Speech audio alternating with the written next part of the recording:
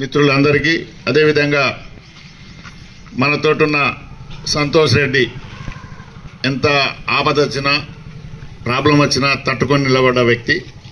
Comrades ఒకటి చెప్తా, నేను న్యాయంగా కార్మికుల కోసం పనిచేస్తే, ప్రజల కొరకు పనిచేస్తే ఆపదలే ఉంటాయి.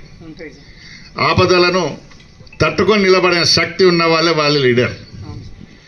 లేదు అంటే మనకు ముందట ముండ్ల కంచె ఉంటుంది, కుచ్చుకొని పోతూ ఉంటాయి, పోలీస్ కేసులు అవుతూ ఉంటాయి, డిస్మిస్లు అవుతారు ఉద్యోగులు. దానికి తట్టుకొని నిలబడ్డవాడే లీడర్.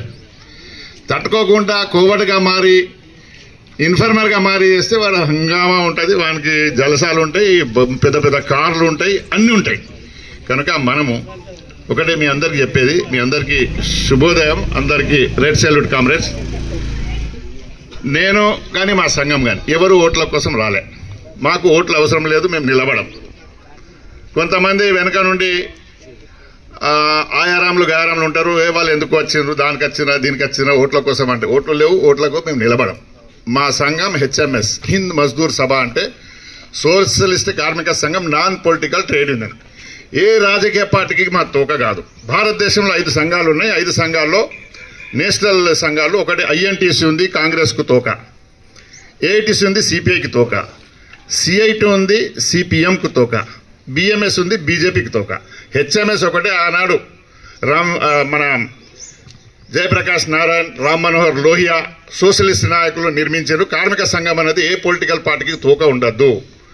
దానికి తోకకుంటే వాళ్ళు చెప్పిన నిర్ణయానికి కట్టుబడి ఉండాల్సి వస్తుంది.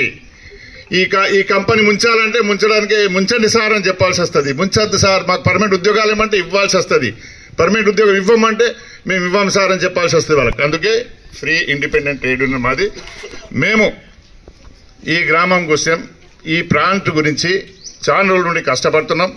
యూనియన్ రిజిస్ట్రేషన్ చేసినాం, లీగల్గా పోతున్నాం, ఇల్లీగల్ పోతలేం. ఇవాళ ఉన్న సోకాల్ నాయకులు ఏంటంటే వాళ్ళ చిన్న పని కాకపోతే నేను స్ట్రైక్ చేస్తా, నేను ఇది చేస్తా, 10 మంది తీసుకుపోయి హంగామా చేసి డ్రామా చేసి వాల్ పోస్టర్లు, కరపత్రాలు, కండువాలు వేసుకొని డామ్ డిమంటారు, వాళ్ళు ఏదో ఇవ్వగానే ఇంటికి వెళ్ళిపోతారు. కానీ మా సంఘం అటువంటిది కాదు. మేము కార్మికుల కోసం పుట్టినాం, కార్మికుల కోసం బతుకుతున్నాం.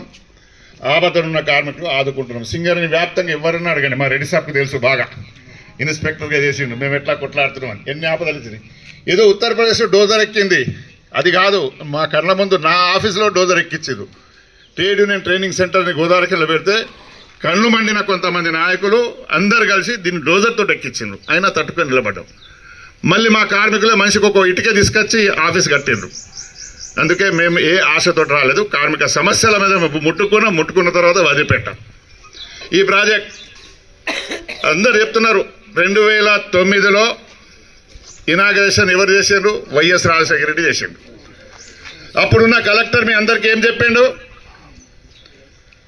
పర్మనెంట్ ఉద్యోగాలు ఇస్తా అన్నాడు, అందరికి ఇస్తా అన్నాడు. నువ్వు పని చెప్తా, పర్మనెంట్ ఉద్యోగాలు ఇస్తా అన్నాడు. ఈ దత్తత గ్రామం అన్నాడు. దత్తత తీసుకుని ఏం చేసినావు? దుబ్బను మీ ఇండ్ల మీద వేస్తున్నావు, రోగాల బారిన పడుతున్నారు. ఆదుకుంటున్నావా? మాట్లాడతలేరు.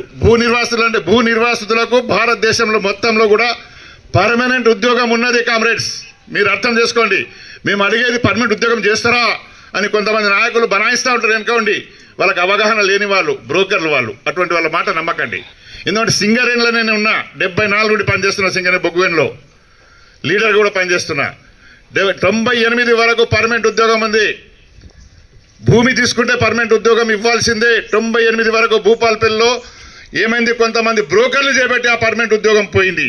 ఆ బ్రోకర్లను కట్టడి చేయాల్సిన బాధ్యత ప్రభుత్వానికి సింగరేణి ఉండే, చేయలే. బ్రోకర్లు ఏం చేశారంటే, ఇక్కడ కదా మీ చుట్టుపక్కల ఈ భూములు పోతుందని కానీ లీడర్లు కొనుక్కున్నారా? చుట్టుపక్కల లీడర్లు కొనుక్కున్నారు. వాళ్ళకి ఎన్ని పైసలు ఇచ్చిండ్రు, మీకు ఎన్ని పైసలు ఇచ్చిండ్రు? వాళ్ళు తెలివిగల దొంగలు. వాళ్ళు ఎకరానికి 4 బోరింగ్లు వేసారు, బోరింగ్ కింద పైసలు అన్నారు.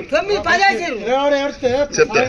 ఆ తర్వాత వాళ్ళు ఆ భూమిలో మంచి చెట్లు, పండ్లు పండే చెట్లు, రేట్ ఎక్కువ చెట్లు పెట్టారు. ఆ చెట్లకు పైసలు తీసుకున్నారు. 100 కోట్లు. మీకేమొచ్చినాయి పైసలు? 2,00,000 అంత వచ్చింది. అదే పక్కనున్న రాష్ట్రం ఉంది, ఒరిస్సా రాష్ట్రం ఉంది. అక్కడ కూడా బొగ్గు గనులు ఉన్నాయి. బొగ్గు గనులు ఉద్యోగం చేస్తే భూములు తీసుకుంటే 200 ఎకరాలు ఉండని మనిషికి ఒకటే ఉద్యోగం పర్మనెంట్. గుంట భూమి ఉండని పర్మనెంట్ ఉద్యోగం. మినిమం 40 లక్షల రూపాయలు ఎకరానికి ఇస్తున్నారు. 40 లక్షల రూపాయలు ఎకరానికి ఇస్తున్నారు, భూమి ఇస్తున్నారు. కానీ మన దగ్గర కూడా కావాలి కదా. అక్కడ భూపాలపల్లి దాకా అప్పటిదాకా 98 వరకు ఉద్యోగాలు ఇచ్చారు. బ్రోకర్లు ఏం చేసింది కదా అంటే ఈ భూమి పోతుందని కానీ ఇక్కడ వీళ్ళు కదా తీసుకున్నట్టు ఒక ఎకరానికి 40 మంది పేర్లలో రాయించారు. ఎకరానికి 40 మంది పేర్లు రాయించారు. ఎకరానికి 40 మంది పేరు ఒరిజినల్ భూస్వామి ఎటుపోయిందో తెలియదు. కానీ బ్రోకర్ల పేర్లు అందరూ కుటుంబ సభ్యులు పైసలు తీసుకొని రాశారు. అప్పటి నుండి బంద్ అయింది. లేకుంటే సింగరేణిలో కూడా ఉద్యోగం అంటే ఇప్పటి కూడా ఉద్యోగం ఇవ్వాల్సిందే సింగరేణి కంపెనీ. పొలిటికల్ లీడర్ల చాతగానితనంతో అమ్ముడుపోయే విధానంతో మీకు పర్మనెంట్ ఉద్యోగాలు రాలే. మేము అందరం అనుకున్నాం. అప్పుడు సంబరపడ్డారు మీరు. ఆదిలాబాద్ జిల్లా ఆదర్శ జిల్లా, పవర్ ప్లాంట్ వస్తే ఉద్యోగాలు వస్తాయని అందరూ ఊహించుకున్నారు, ఆశపడ్డారు, భూములు ఇచ్చారు. అదే పక్కనున్న ఎన్టీపీసీలో మేము ఉన్నాం. ఎన్టీపీసీలో ఉన్నప్పుడు పర్మనెంట్ ఉద్యోగాలు ఇచ్చారు. అక్కడ కానూన్ ఉన్నది. ఆ కానూన్ ఏంటంటే 1 మెగావాట్ పవర్ తీస్తే 4గురికి పర్మనెంట్ ఉద్యోగాలు ఇవ్వాలి. 1 మెగావాట్ పవర్ ఉత్పత్తి తీస్తే ప్రాజెక్టులో 4గురికి పర్మనెంట్ ఉద్యోగాలు ఇవ్వాలి. 550 మెగావాట్ల పవర్ ప్రాజెక్ట్ స్టార్ట్ అయింది.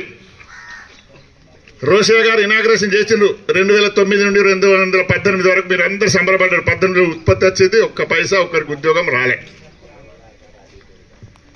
అంటే ఎంత దోపిడీ జరుగుతుంది మనం మాట్లాడడం లేదు. నాయకులే ఇదైపోయినారు, మేనేజ్మెంట్ తోటి ములాఖాత్ అయినరు, కాంట్రాక్టర్ని తీసుకొచ్చారు. గవర్నమెంట్ పవర్ ప్రాజెక్ట్ ఉంది, ఎన్టీపీసీ ఉంది, జెన్కో ట్రాన్స్కో ఉంది. అందులో పర్మనెంట్ ఉద్యోగాలు ఇచ్చారు. కాంట్రాక్ట్ లేబర్ అని లేదు. ఎన్టీపీసీలో అది కూడా ఎన్టీపీసీలో ఐటీఐ డిప్లొమా డిగ్రీ చేసిన వాళ్ళకు కోర్బాలో ట్రైనింగ్ ఇచ్చిండ్రు. ఎన్టీపీసీ ఉత్పత్తి రాకముందు కోర్బాలో ట్రైనింగ్ ఇచ్చిండ్రు. స్కూల్లో నుండి తీసుకుపోయి వాళ్ళ పర్మనెంట్ ఉద్యోగాలు 2000 మంది పర్మనెంట్ ఉద్యోగాలు వచ్చినాయి. అక్కడ ఇక్కడ మీరు ఊహించిన వచ్చిన తర్వాత ఒక్కరికి కూడా పర్మనెంట్ ఉద్యోగం ఇవ్వలే. ఒక్కరికి కూడా పర్మనెంట్ ఉద్యోగం ఇవ్వలే. దీనికి జవాబు చెప్పాలా సింగరేణి మేనేజ్మెంట్. ఇక్కడ మెసేజ్ పంపిస్తున్నాం వాళ్ళకు కూడా. ఎందుకు వీళ్ళ భూమి లాక్కున్నావు, ఉద్యోగం ఎందుకు ఇవ్వలే? నోటిఫికేషన్ ఇచ్చి లోకల్ క్యాండిడేట్స్కి ఇవ్వాలి. 1600 మంది కార్మికులు పనిచేస్తారు. అందులో కొంతమంది మాట్లాడే లీడర్ల కొడుకులకు 50,000 జీతం, అదే డిగ్రీ చేసిన లోకల్ భూ నిర్వాసితునికి 20,000 కూడా జీతం ఇస్తలేడు. ఇదేం న్యాయం? ఇది నేను అడిగిన. కొంతమంది ఆఫీసర్ల కొడుకులకు పెద్ద జీతం, అదే క్వాలిఫికేషన్ వాళ్ళకంటే తక్కువ ఉంటుంది.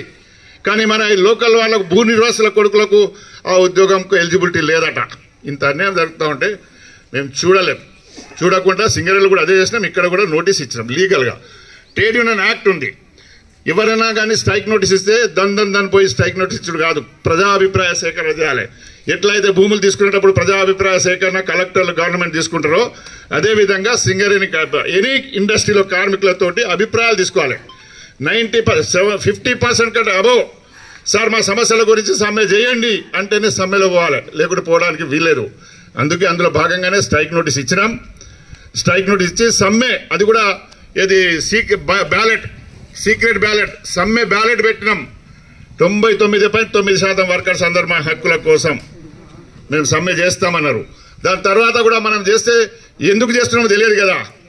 అందుకే మేము పక్కనున్న విలేజెస్ అందరికీ మీకు తెలియాలి, పెద్ద మనుషులకు మీ మద్దతు కావాలి, మాకు కార్మికులకు మద్దతు కావాలి. వీళ్ళు మీ బిడ్డలే, మాకు వచ్చేది ఏముండదు. మీ బిడ్డల న్యాయం కోసం మేము కొట్లాడేటప్పుడు మీ అభిప్రాయాలు కూడా ఉండాలి, మీ మద్దతు కూడా ఉండాలి. మీ మద్దతు లేకపోతే మేము ఏం చేయాలి? ఎందుకు చేస్తారు ఏమో, దేనికి సమ్మె చేస్తారు, అది ఏంటిది మాకు తెలియదండి. అందుకే లీగల్గా మేము ప్రొసీడ్ అవుతున్నాం, ఇల్లీగల్గా ప్రొసీడ్ కావడం లేదు. సింగరేణి మేనేజ్మెంట్ కూడా హెచ్చరించినాం, స్ట్రైక్ నోటీస్ ఇచ్చినాం, ముందుకు రాలే.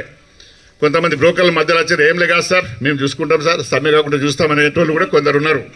అటువంటి వాళ్ళందరినీ కూడా పక్కన పెట్టి ఈ రోజు వరకు తీసుకొచ్చినాం. ఇవాళ ఇది కూడా నిరసన సమ్మె వండే. ఒకరోజు నిరసన సమ్మె చేసి మళ్ళీ నిరూపించాలి మేము మా సమస్యల మీద కంటిన్యూ అంటే సమ్మె చేయడానికి సిద్ధంగా ఉన్నాం, నిరవధిక సమ్మె కూడా సిద్ధంగా ఉన్నాం అని తెలియపరచడానికి మనం 1 డే టోకన్స్ తగ్గించడం. దాని తర్వాత వినకపోతే మళ్ళీ 4 అన్ని చుట్టూరుకున్న విలేజ్లలో అందరు కూడా చెప్పి అందరి మద్దతుతోటే మేము సమ్మె చేస్తేనే ఎన్టీపీసీలో కూడా 16 రోజులు సమ్మె చేస్తే అలవెన్స్లు వచ్చాయి. ఇప్పుడు 5,000 రూపాయలు అలవెన్స్ వస్తున్నాయి. అలవెన్స్ దేని కొరకు? జీతంలో భాగం కాదు అలవెన్స్. ఇట్లానే డస్ట్ వస్తే, రోగాలు వస్తే దానికి తట్టుకునే శక్తి కావాలి. శక్తి కావాలంటే ఏం చేయాలి? దానితో ఏం తినాలి, ఎట్లా తినాలి, ఏమి మందులు వాడాలి, దానికోసమే ఈ అలవెన్స్లు. జీతాలు అనేది పర్మనెంట్ జీతం ఆ జీతం కూడా కరెక్ట్ జీతం ఇస్తలేరు. 10-15 వేలు ఇవ్వాలా, మినిమం 25,000 జీతం ఇవ్వాలి మేము ఆ కాంట్రాక్ట్ కార్మికులకు, అది కూడా ఇవ్వడం లేదు. రకరకాల ఇబ్బంది పెడుతున్నారు, బెదిరిస్తున్నారు. ఒకటే పైసా, ఒక్కరికి ముట్టుకుంటే అందరూ వాలిపోవాలి, ఒక్కరిని తీసేస్తే ప్లాంట్ బంద్ అయ్యేటట్టు ఉండాలి. అట్లా ఉంటేనే కంపెనీ భయపడుతుంది.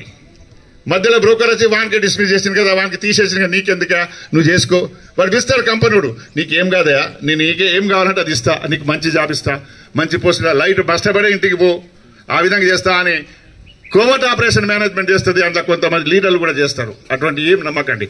మనిషిని చూడండి, ఆ మనిషి ఏ పార్టీ అని చూడకండి.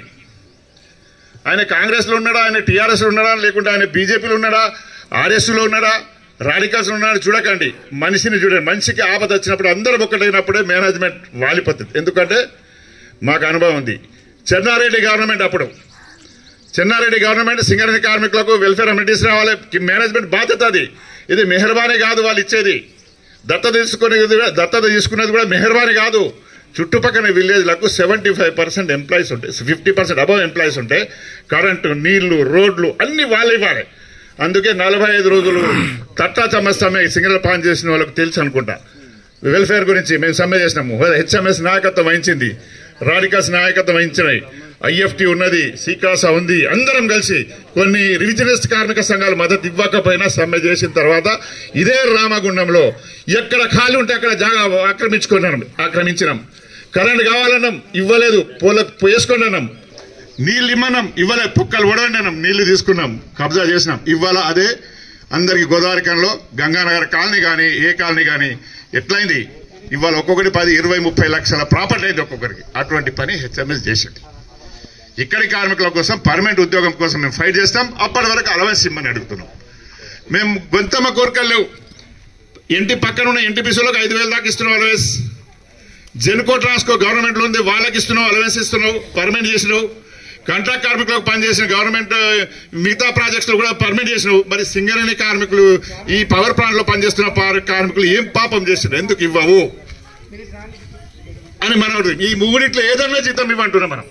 సింగరేణి కాదు, సింగరేణి జేబీసీసీ జీతం, వేజ్ బోర్డు జీతం ఇస్తావా, ఎన్టీపీసీలో ఉన్న జీతం ఇస్తావా, లేకుంటే జెన్కో ట్రాన్స్కోలో ఇచ్చిన జీతం ఇస్తావా, ఈ 4 ఏదన్నా జీతం ఇవ్వు అని చెప్పని అడుగుతున్నాం మేము. ఈ అడుగుతుంటే మా మీద కూడా ఎన్నో ఒత్తిళ్ళు వస్తాయి.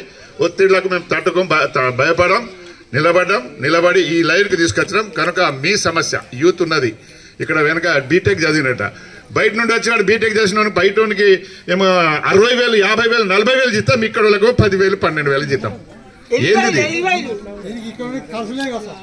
ఖర్చులే, ఈ రోగాలకే సరిపో ఆ పైసలు, ఈ డస్ట్కు వచ్చే రోగాలకే సరిపో వాళ్ళు ఇచ్చే జీతం. కనుక ఇది న్యాయమైన సమస్య. మీ అనుమతి లేకుండా ఈ ఊరు ఎఫెక్టెడ్ ఏరియా, ఇది ఎఫెక్టెడ్ ఏరియాలో హాస్పిటల్ పెట్టాలి. ఇక్కడ హాస్పిటల్ పెట్టలే, ఫ్రీ ట్రీట్మెంట్ ఇవ్వాలి, అది పెట్టలే. కరెంట్ కూడా కంపెనీ పక్కనే వెళ్తుంటే అండ్లకెళ్ళి పవర్ వస్తుంది, మీకు పవర్ ఇవ్వలే. అందుకే అప్పుడు మేము కొట్లాడినాం. బొగ్గు కాని కార్మికులకు బొగ్గు తీసేది మేము, మాకు బొగ్గు ఇస్తలేవు, పోయి ఎక్కడ పెట్టుకోవాలి, బొగ్గు ఇవ్వండి. నెలకొక బస్తడు బొగ్గు మనం ఇప్పించినాం. దాని తర్వాత ఈ బొగ్గు అయితే కాలుష్యం అవుతుంది అని gas cylinder, free gas cylinder ప్రతి కార్మికునికి కొట్లాడి సాధించినాయి. అవన్నీ స్కూల్స్, 8 స్కూల్స్ పుట్టించడం, 6 హాస్పిటల్స్ పుట్టించడం, గల్లీకి డిస్పెన్సరీ పుట్టించడం. కొట్లాడతోటే వచ్చినాయి, అడుక్కుంటే రాలే. అప్పుడు ప్రభుత్వం దిగొచ్చి అప్పుడు ఒప్పందం చేసింది మాకు. ఈ ఏరియాలో ఎఫెక్టెడ్ ఏరియా అన్నిటికీ మేమే బాధ్యత తీసుకుంటాం. రోడ్లు వేసింది, అన్ని వేసి, పంపులు వేసింది, నీళ్ళు వేసింది, ఫ్రీ నీళ్ళు ఇచ్చారు. దరిద్రపు పొలిటికల్ నాయకులు కొందరు వచ్చిన తర్వాత అది మీరే ఫ్రీ ఇచ్చిన తర్వాత గుడిసెలకు మాకు బిల్ ఎక్కడ వస్తుంది, ఇన్కమ్ ఏది, గ్రామ పంచాయతీకు కానీ కార్పొరేషన్ కానీ నల్లలు పెట్టిండ్రు, ఇది పెట్టిండ్రు. కనుక కామ్రేడ్స్, ఇది మన పిల్లల సమస్య. ఈ పిల్లలకు పర్మనెంట్ ఉద్యోగం రావాలి. మినిమం 2,000 మంది పర్మనెంట్ ఉద్యోగాలు రావాలి. మళ్ళీ తర్వాత ఇప్పుడు మళ్ళీ 600 మెగావాట్ ఇక్కడ వేస్తానట, 500, 600 ఎక్స్టెన్షన్. అప్పుడు మాత్రం లేచిపోడు కాదు, మనం లేచిపోవద్దు, వాళ్ళు లేచిపోయేటట్టు చేయాలి. మాకు పర్మనెంట్ ఉద్యోగం ఆఫీసర్ ఇస్తేనే, ఒకటేనా మాకు పర్మనెంట్ ఆఫీసర్ ఇస్తేనే మేము పోతాం, లేకుంటే పోము. 4 టైమ్స్ ఇప్పుడు ఉన్న మార్కెట్ వాల్యూ కంటే 4 అంతుల రేట్ ఎక్కువ ఇవ్వాలి, ఇస్తేనే మేము ఇస్తాం. అదే ఇక్కడ చేతగాని నాయకులు, పక్కన ఉన్న సింగరేణి ఉంది కదా, సత్తుపల్లి ఊరుందా, విజయవాడ ఆంధ్రలోకి దగ్గర ఉంటుంది. అక్కడ 40,000 ఎకరం ఇస్తాడు, ఎకరానికి 40,000 ఇస్తాడు. ఇక్కడ 10,000 15,000 ఇస్తేనే ఏడుస్తాడు. అక్కడ దొంగదందాలు చేసిండు. ఏంటంటే కొంతమంది భూమి పోతుంది కదా అని రిజిస్ట్రేషన్లో వ్యాలు పెంచుకొని వాళ్ళు తీసుకున్నారు. ఆ వ్యాలు పెంచు ఇప్పుడు మనం రిజిస్ట్రేషన్ చేసుకుంటే ఆ రిజిస్ట్రేషన్ ఖర్చుల మధ్య ఉండయి. ఇంత తక్కువ చేస్తే అంత మంచిదని మనం తక్కువ రేటుకు మనం రిజిస్ట్రేషన్ చేసుకుంటాం. ఆ పైసలు కట్టి మనకి ఇస్తారు. దీనికి అది కూడా తెలంగాణలో ఉంది కదా. ఇది కూడా నేను అడగడం జరిగింది. ఇక పబ్లిక్ హియరింగ్స్ ఉన్నాయి. పబ్లిక్ హియరింగ్ 9లో పబ్లిక్ హియరింగ్ పబ్లిక్ లో చెప్పాడు. కలెక్టర్ గారు కూడా జవాబు ఇవ్వాలి. పబ్లిక్ హియరింగ్ పేపర్ కూడా తీసుకొస్తున్నాం. అక్కడ ఏమేమి చెప్పినావు అది అమలు చేయి. పర్మనెంట్ ఉద్యోగాలు ఇస్తున్నాం అమలు చేయి. 18లో చేసిన పబ్లిక్ హియరింగ్ గోల్మాలైంది. లోపల పెట్టిండు, ప్రజలకు రానివ్వలే, లీడర్లకు పిలిచిండు. ఆ లీడర్లకు పంఖాలు పెట్టి అది పెట్టి జై అనిపించిండు. వాళ్ళతో చేయి అనిపించిండు, జై అనిపించిండు. కథం కర్నర్ ముందు ఉన్నది ఫస్ట్ ఉన్న సెకండ్ అశోక్ అప్పుడుందా? ఫస్ట్ అశోక్ అనే కలెక్టర్ ఉన్నాడు. ఆయన అప్పుడు ఆ నిబంధన బయటికి తీద్దాం, అది కూడా ప్రజలకు పంచిపెడదాం తెలుగులో ట్రాన్స్లేట్ చేసి. కనుక మన బలం మీద డిపెండ్ ఉంటుంది. ఈ కార్మికుల సమస్యలు 2-3 సమస్యలు ఉన్నాయి. ఒకటి అలవెన్స్ 5,000 రూపాయలు అలవెన్స్ ఇవ్వాలి. అంత వేరే ప్రాజెక్టులు ఎక్కడ ఇచ్చినో అట్లా ఇవ్వాలి. రెండోది భూని సాధులకు పర్మనెంట్ ఉద్యోగం ఇవ్వాలి. ఇస్తావా రేపు ఇస్తావా? ఎన్టీపీసీలో మేము సాధించినాం భాయ్ సాబ్. ఇప్పుడు కూడా మొన్న నేను చెప్తా, రామచందర్ ఉన్నాడు కదా, వడ్డేపల్లి రామచందర్, తర్వాత ఎస్ కుమార్ ప్రెస్ రిపోర్టర్, ఉదాహరణ చెప్తున్నా. వాళ్ళకు మొన్న ఉద్యోగాలు వచ్చినాయి కోర్టు నుండి 55 సంవత్సరాల తర్వాత వాళ్ళకు ఉద్యోగాలు వచ్చినాయి. కామ్రేడ్స్ వాళ్ళు డ్యూటీ చేస్తున్నారు ఇప్పుడు. కనుక మేము అంత దూరం పోవాల్సి అక్కడ దాకా పోవాల్సిన అవసరం లేదు. కనుక ఇక్కడ ఇది మన చేతిలో, ఇది ఏమంటారు చిలుక ఎవరి చేతిలో, ఇది మాయల ఫకీర్ చేతిలో చిలుక ఉంటుంది. ఆ చిలుక గొంతు నొప్పితే వాడు చచ్చిపోతాడు. అట్లా మన చేతిలో ఈ పవర్ ఉంది. మనం సైలెంట్ ఉంటే పవర్ బంద్ అయితే దేశం అంతా ఉరికేస్తుంది. మన చేతిలో పవర్ పెట్టుకొని మనం భయపడుతున్నాం, అడుక్కునే ప్రయత్నం చేస్తున్నాం. అడుక్కున్నాడు కాదు, గుంజుకున్నాడు కావాలి మనకు. అట్లా